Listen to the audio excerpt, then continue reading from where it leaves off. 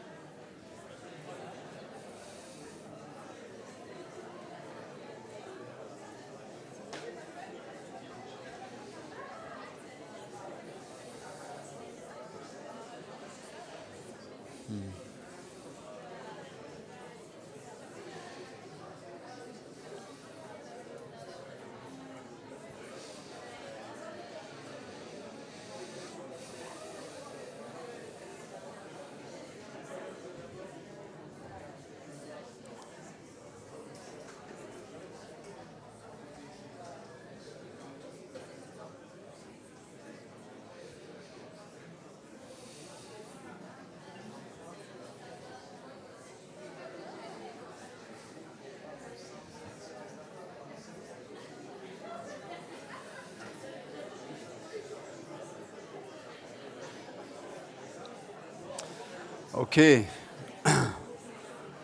Ok.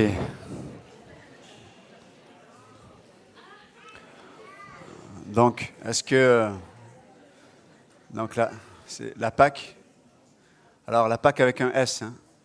Il y a la Pâque juive, sans S. Il y a la Pâque avec un S, c'est la Pâque chrétienne. Mais il y a des points communs. Donc, qui pourrait nous dire un mot? La Pâque, c'est... Dans les pays de l'Est, ils disent gloire à Dieu car il est vraiment ressuscité. La résurrection. Ok, on va parler de ça ce matin. Un autre mot? Quelqu'un voudrait dire un autre mot? L'amour. Quoi? La victoire. Voilà, la victoire. La liberté. Le salut. Oui. La vie. Qui a dit la vie? Je vois pas. Ah, ok, Eri. Ça va? Ok. La quoi? Ah. Zoé. L'épouse d'Eri s'appelle Zoé et le mot grec pour vie, c'est Zoé. Pour ça, elle dit il est à côté de la vie. Un dernier mot?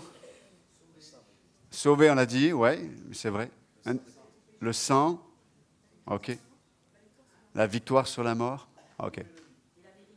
La vérité, ok. Ça va, ça va. Ça va. Ok.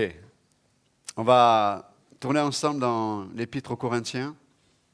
Et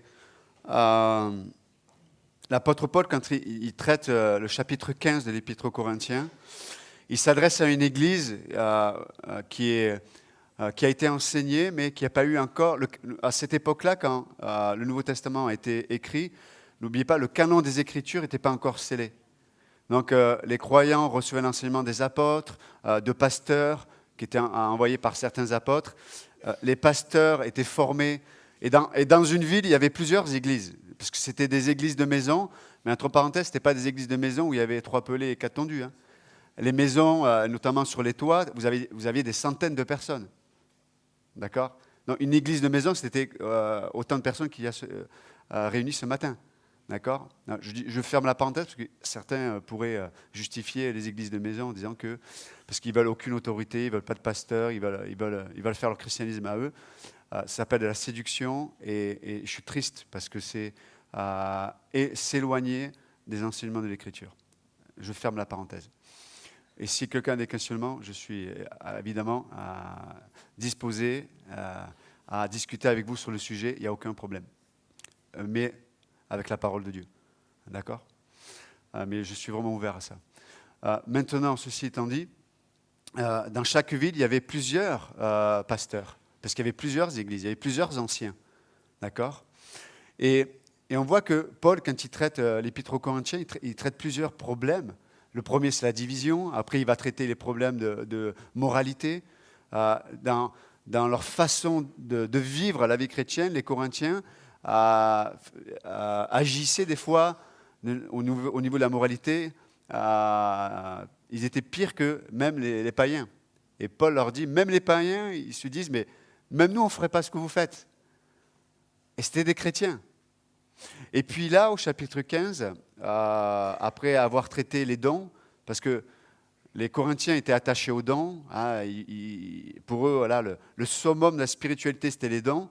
En même temps, l'autre couchait avec sa belle-mère. En même temps, les gens ils venaient, ils s'alcoolisaient pendant la Sainte Seine. Certains venaient manger devant ceux dans l'église qui n'avaient rien à manger en disant que le Seigneur te bénisse. Et l'autre crevait de faim. Enfin, c'était n'importe quoi. Mais ces gens, alors qu'ils faisaient n'importe quoi, se targuaient d'avoir les dons les meilleurs. Et Paul leur dit, vous pouvez avoir tous les dons du monde.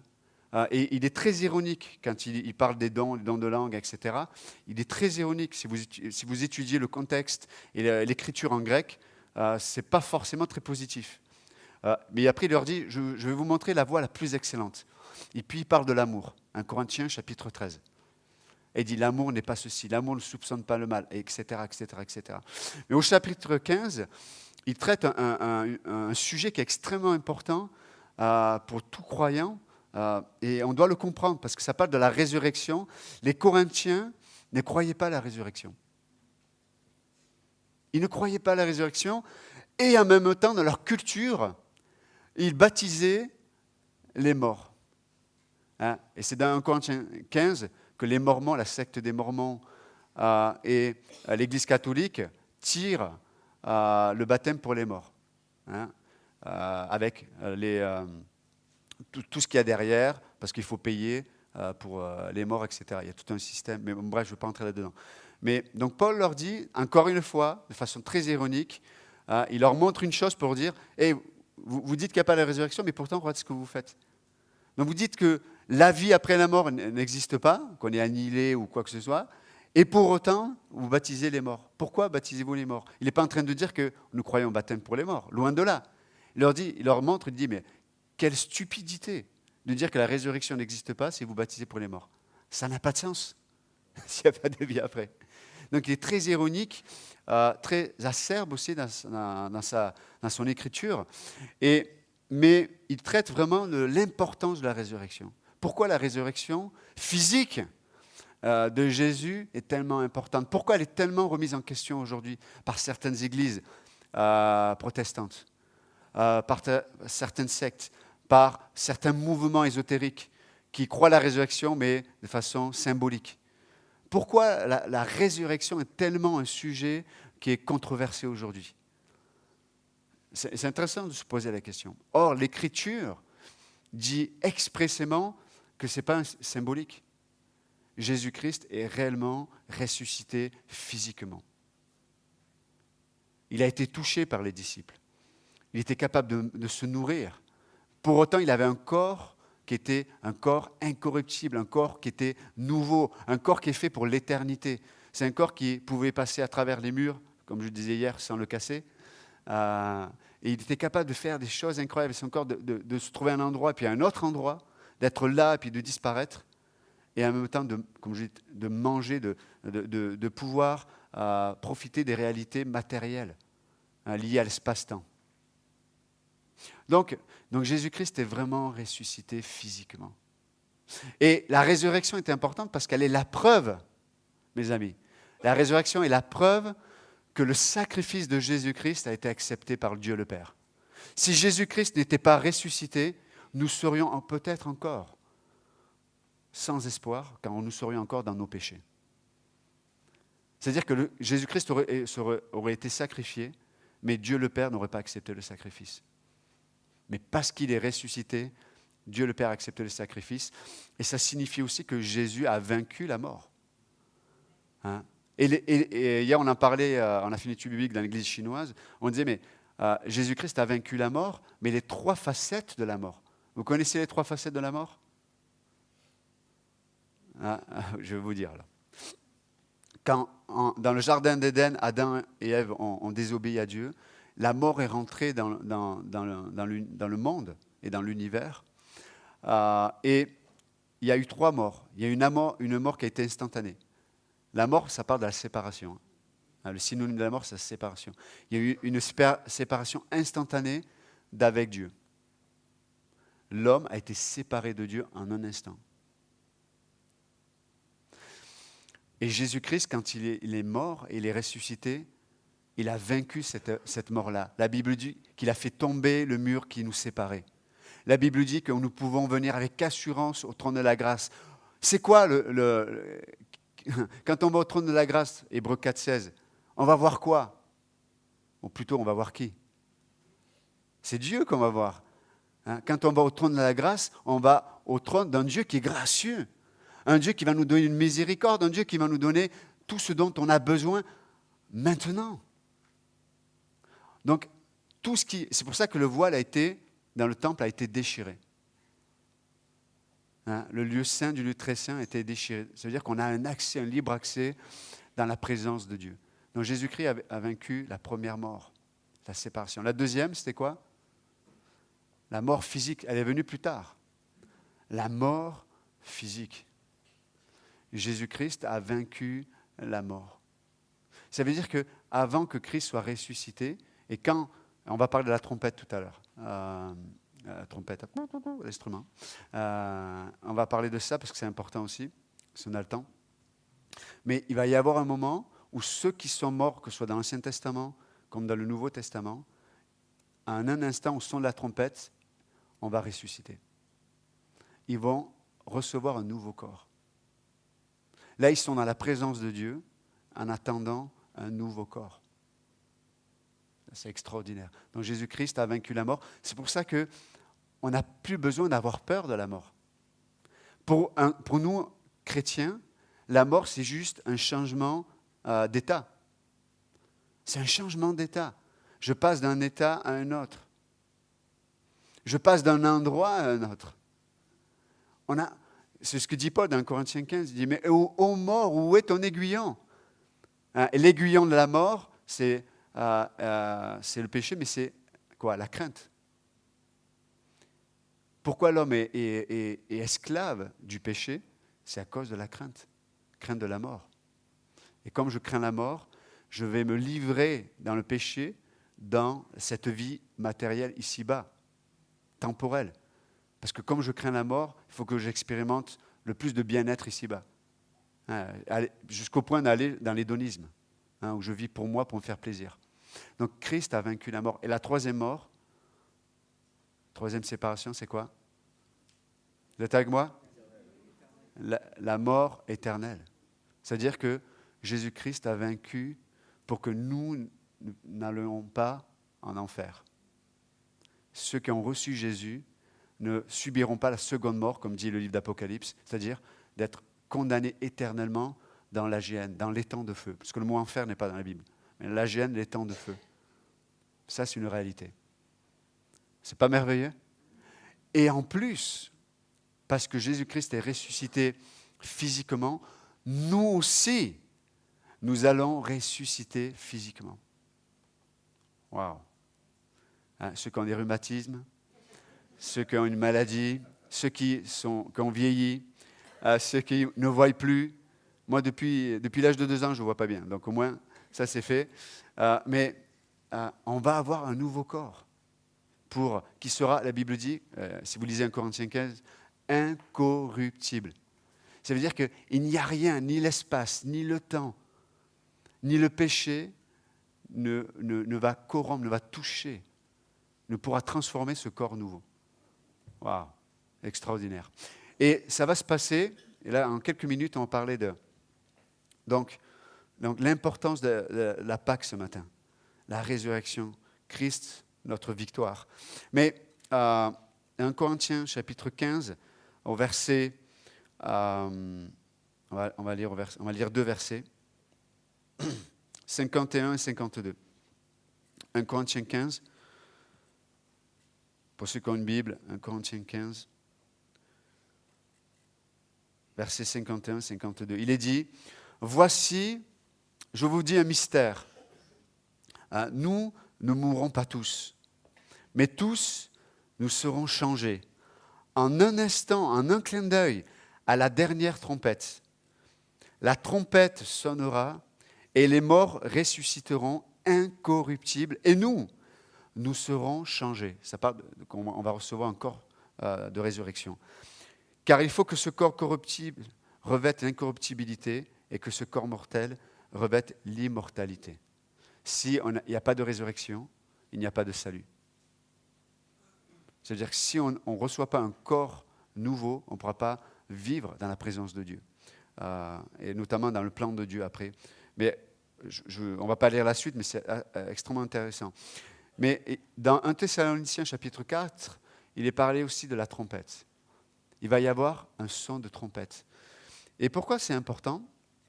Parce que si vous lisez dans Nombre chapitre 10, versets 1 à 4, si vous lisez Nombre chapitre 10, versets 1 à 4, il est commandé à Moïse de fabriquer 2 trompettes en argent. Et vous savez que l'argent parle de la rédemption, le fait d'être racheté. On est racheté. Et il y a un son que Dieu a voulu pour nous rappeler le rachat. Vous savez l'histoire de la rédemption, le rachat. À l'époque, notamment l'Ancien Testament, mais même à l'époque de Jésus, les hommes, il y avait l'esclavage, l'esclavagisme existait encore. D'accord ? Et les hommes étaient vendus dans des marchés, des hommes et des femmes étaient vendus dans des marchés, et puis ceux qui avaient les moyens achetaient ces esclaves-là pour qu'ils servent dans leur maison, etc., etc. Et le mot rachat, c'est cette capacité d'acheter un esclave. Mais dans la Bible, quand il est dit que Dieu nous rachète, ça veut dire qu'il nous achète pour nous rendre libres. Dieu nous a rachetés comment ? La monnaie, c'était son sang. Au travers de son sang, il nous a rachetés du diable, de nos péchés et de ce monde. Donc il nous a rachetés. Et ces trompettes étaient en argent, ça parle de la rédemption. Et Dieu demande à Moïse de fabriquer 2 trompettes. Pour la faire courte, lorsque Moïse demandait à ceux qui devaient sonner la trompette, lorsqu'ils sonnaient d'une trompette, c'était les princes et les chefs de clans d'Israël qui devaient se réunir. Et quand on sonnait de 2 trompettes, c'était tout le peuple, tous les hommes en armes qui devaient se réunir, c'était pour la guerre. Donc quand les 2 trompettes sonnaient, c'était pour la guerre. Quand une trompette sonnait, c'était pour réunir les chefs de clans et les princes d'Israël. Et quand on sonnait avec éclat, c'était pour le départ, pour aller ailleurs. Et c'est intéressant parce que dans les passages qu'on a lus dans 1 Corinthiens et dans 1 Thessaloniciens chapitre 4, il est parlé du son de la trompette. Dans le ciel, Dieu va sonner d'une trompette, pas de 2, une trompette.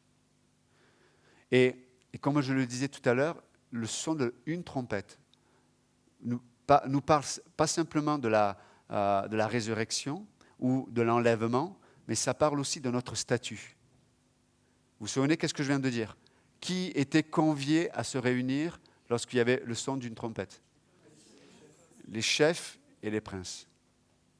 Ça signifie que Dieu nous voit comme des princes et comme des responsables, des chefs. Le son de cette trompette nous rappelle qui nous sommes. Le son de cette trompette nous rappelle ce que Dieu a fait de nous. Combien d'entre nous aujourd'hui vivons dans la culpabilité ou Combien d'entre nous aujourd'hui, on se débat dans ce monde pour essayer de savoir qui nous sommes? J'essaie de savoir qui je suis au travers de mon travail. J'essaie de savoir qui je suis au travers... le piège pour vous, mesdames, quand vous avez des enfants. Vous pouvez tomber dans le piège de vous revêtir de l'identité qui est liée simplement à votre relation avec vos enfants.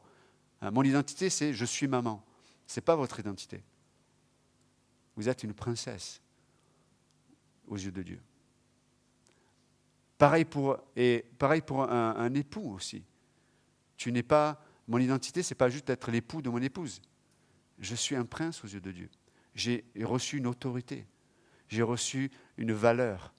Et en vérité, c'est ce que nous allons découvrir pleinement quand Christ va venir nous chercher, j'espère, qu'on va être enlevé. Mais ce n'est pas sûr, j'espère. Mais il y aura un son de trompette, qu'on soit mort ou ici-bas. Au son de la trompette, les morts premiers ressusciteront, puis les autres. Mais Dieu veut nous rappeler quelle est notre valeur. Nous sommes, les chrétiens, nous sommes un peuple qui espérons. Nous sommes créés pour espérer. Si nous n'espérons pas, à quoi bon nous vivre? Non? Non, même les gens qui ne sont pas croyants espèrent. Mais nous avons une espérance que Dieu nous propose, c'est-à-dire une réalité. Et notre espérance est liée à ce que Dieu dit.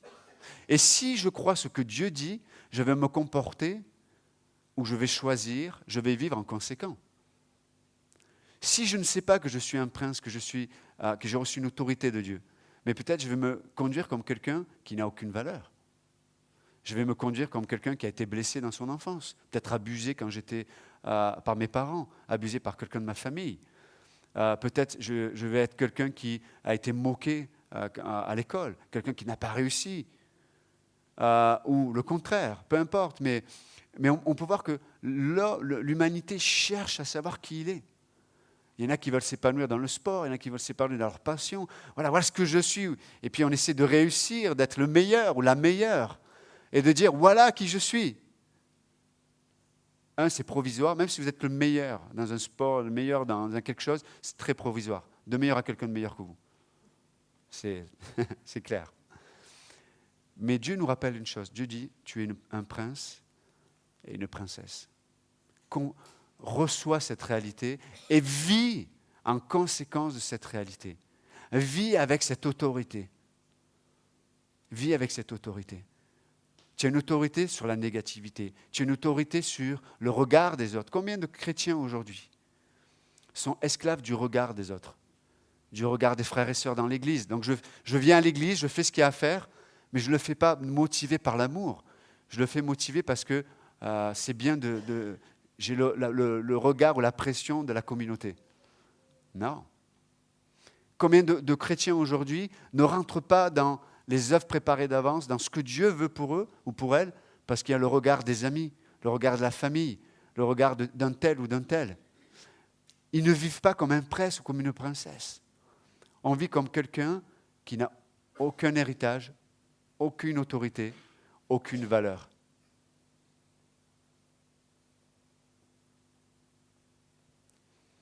Mes amis, n'attendons pas le son de la trompette pour vivre ce que Dieu dit de vous.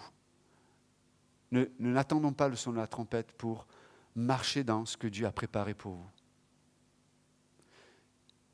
C'est pour ça que c'est un sujet important parce que, écoutez-moi bien les jeunes, si vous rejoignez la pensée de Dieu sur ce que Dieu dit, lorsque Dieu dit à chacun d'entre eux, je parle aux jeunes femmes, peut-être célibataires, quand Dieu dit que vous êtes une princesse, ne devenez pas une prostituée. N'allez pas chercher un mec après un autre parce que vous allez estimer qu'il vous donne une identité. Il va profiter de vous. Et puis comme un mouchoir, après s'être mouché, on va changer. Non, vous êtes une princesse. Vous n'avez pas à vous traîner dans la boue. Vous n'êtes pas obligé de vous vendre. Non. Vivez comme quelqu'un qui a une valeur. Faites des choix qui sont importants. Des choix pour le meilleur. Passez du temps avec les bonnes personnes. Communiquez les bonnes choses avec ceux qui sont autour de vous. Prenez la parole de Dieu au sérieux. Mes amis, lorsqu'on prend Dieu au mot, lorsqu'on croit Dieu, mes amis, vous allez expérimenter la réalité de ce qu'on dit ce matin. Une vie, comme dit l'apôtre Paul, qui va au-delà de ce qu'on peut imaginer ou même penser. Ne vendez pas, n'achetez pas les mensonges du diable. Et la télé, les médias, Internet, c'est rempli de la publicité, du mensonge, du diable. Et il veut que vous les achetiez. Et nous aussi, les jeunes gens aussi, les jeunes hommes, s'il vous plaît, et les moins jeunes aussi, attention, les hommes, les plus jeunes comme les moins jeunes, vivons en conséquence aussi, comme des princes. Hein? Un prince, il ne passe pas son temps à fouiller les poubelles. Non. Un prince, il a une vision. Un prince, il va s'occuper des autres. Il est là pour protéger les autres. Un prince, c'est quelqu'un qui prend soin de lui parce que ça va lui donner une capacité, comme je l'ai dit à l'instant, de protéger, de nourrir, d'être présent, d'être occupé par celui sur lequel on s'est placé, Jésus-Christ. Les princes étaient là pour servir le Seigneur. Donc juste ce matin, on s'est encouragé. C'est la Pâque, c'est Pâques, il y a la résurrection. En Christ, nous avons la victoire, mais nous avons la victoire pour vivre ce qu'on dit ce matin. Des princes et des princesses. Hein? Et quand ton époux t'énerve, dis « Hey, prince !» Hey, Sarah appelait Abraham mon Seigneur. Et moi, je dis à ma femme, tu m'appelles comme ça. Elle me dit, pas de problème si tu fais la vaisselle. D'accord. Mais c'est vraiment important. Donc, et ce qui est merveilleux, c'est que quand on vit comme ça, nos vies vont inspirer les autres. C'est pas le plus beau cadeau, ça? Ta vie inspire les autres. Et quand quelqu'un voit ta vie, dit « Hey, je veux être comme Dario, je veux être... » Pas Dario, mais comme... non, je regarde. Je veux être comme Dario, comme Pasteur Georges, je veux être... Et nos jeunes ont besoin de voir ça. Ils ont besoin de voir des gens un peu fous. On a besoin d'être un peu fous, non? Dans le sens, pas conscient de soi. C'est terrible. Des fois, vous voyez des gens qui ont de l'humour, qui sont vraiment chouettes, mais ils sont tellement conscients d'eux-mêmes qu'ils perdent leur humour. Et ils sont lourds, quoi. Hein? Vous avez des gens comme ça? Dès qu'ils ne sont pas conscients d'eux-mêmes, ils sont agréables. Mais dès qu'ils sont conscients d'eux-mêmes, ils te prennent la tête. Non, soyons un peu, fous, mais dans la folie de Dieu. Simples, dans la simplicité de Dieu. Libres, dans la liberté que Dieu nous a acquis en Jésus-Christ. Non pas pour livrer notre corps au péché, mais livrer notre corps pour la justice. Je suis une princesse, je suis un prince. Et le diable, tu ne vas pas m'acheter. Oui, ce jeune homme, il est beau, il est costaud, il est musclé, il est bronzé. Il me regarde. Et on est là. Mais sachez que vous êtes qu'un objet. Écoutez-moi bien. Sachez que vous êtes qu'un objet. Et les hommes, c'est pareil. Attention à ça. L'homme est tellement désécurisé qu'il veut plaire, qu'il veut s'imposer, ou il s'efface. On sait que Pierre s'appelait s'efface. C'est un jeu de mots. Hein. Ce matin, c'est un florilège. Florilège ce matin. J'offre ce matin. J'offre. Mais ne vous effacez pas, époux, dans votre responsabilité. Est-ce que... Ne me répondez pas, hein, mais ceux qui sont mariés, qui est marié ici? Je veux dire, qui est réellement marié, qui a l'authentification de la mairie, là. Ah, ok, d'accord, ok. Donc, vous avez reçu une autorité. Ma question, elle est là, écoutez-moi bien, les hommes mariés. Quelle est la vision que vous avez pour votre famille? En rapport à ce que a prêché tout à l'heure Pasteur Georges. Quelle est la vision pour ma famille? Et je le disais la dernière fois, les hommes, des fois, ils sont lâches. Comme un État peut être lâche. Un État, pour acheter la paix sociale, hein, vous entendez? Pour acheter la paix sociale, on ne va pas traiter les problèmes. Hein? On va pas traiter les problèmes. On va dire, ils vont se régler avec le temps. Non, non, non. Non. Si vous devez donner une direction à votre couple, à votre famille, à vos enfants. J'induque mes enfants, je suis chrétien, on lit la Bible. Et les enfants disent, mais papa, pourquoi tu vas à l'église tous les 6 mois? Pourquoi je ne te vois jamais prier? Vous disputez à maman, personne ne prie, personne s'excuse.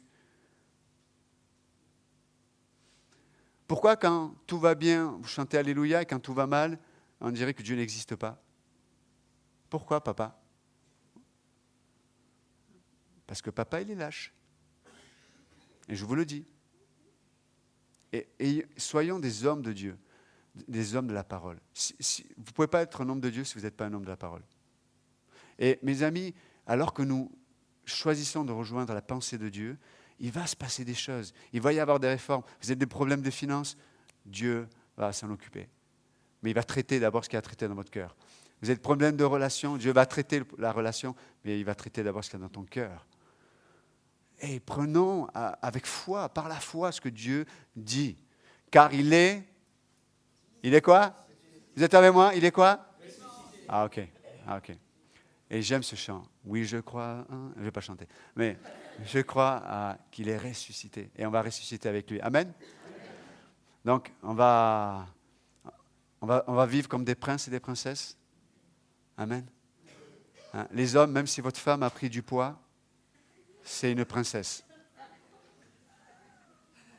Non, mais c'est vrai. Non, on rigole, mais il y a des femmes qui souffrent parce que leur mari ne les regarde plus avec amour. Parce qu'elles ont changé.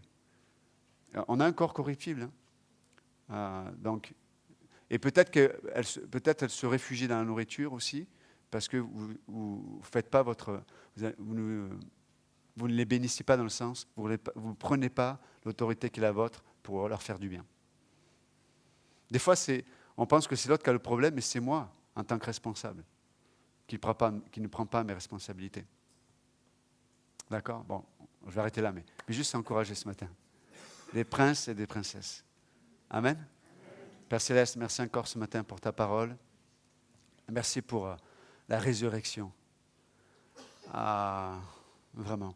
Et Seigneur, merci encore pour nous parler à cause de ta fidélité, Seigneur, à cause de ta grâce.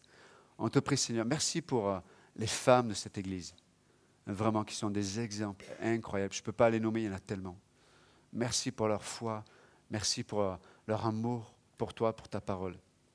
Merci pour les hommes aussi, Seigneur, parce qu'il y a tellement d'hommes fidèles, tellement d'hommes qui marchent juste simplement, humblement devant toi. Il y en a tellement dans cette Église aussi. Merci de leur faire du bien, Jésus.